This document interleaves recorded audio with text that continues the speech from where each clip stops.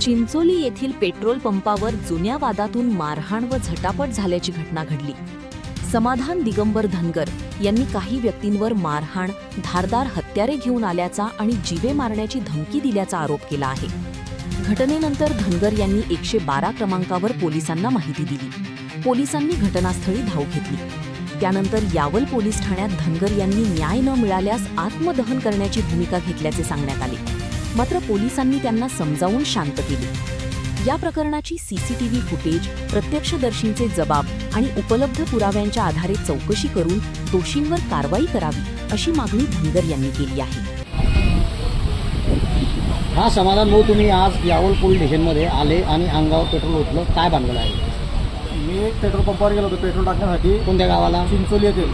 तिथले शुभम अरुण पाटील, राकेश वासुदेव साठे आणि संतोष हरिबड गुजर यांनी सत्तीजनी संगनमताने माझ्यावर हल्ला करला। तिथे माझ्या मागे जो महेंद्र नावाचा मुलगा होता त्याला मारहाण करली। सीसीटीव्ही कॅमेऱ्यात आले तर मी 112ला कॉल करला, 112 आली, पण ते थोड्या टायमात 3 कॉल करले, 1 तासनं आली। ते 15 लोक घेऊन आले होते मला मारण्यासाठी। रिक्षा आडी लावली, रिक्षामध्ये हे होते, पुराडी होत्या। माझ्यावर कॅमेरे म्हणजे बस पंपाच्या बाहेर ओढून याचा मर्डर करण्याच्या प्लॅनमध्ये होते ते, पण मी तिथून काय आलो नाही। त्या पुराला मारहाण करलं, तो पडून गेला।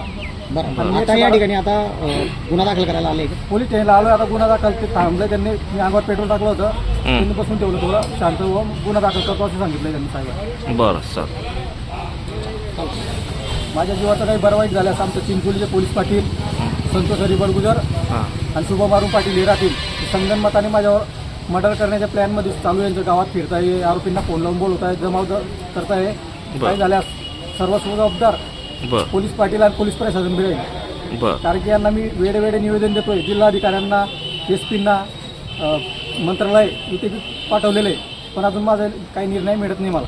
आता पोलीस काय बोलले तुम्हाला? ठेवलेलं आहे ते म्हणतात थोड्या टायमात बस गुन्हा दाखल करायचं सांगितलं। आता काय गुन्हा दाखल करतो ते बघायला जातात। बरं, निवेदन दिलंय मी त्यांना। आता पोलीस बोलले ना आता गुन्हा दाखल करायला? साहेब बोललेच होता गुन्हा दाखल करतो। बरं बरं, ठीक.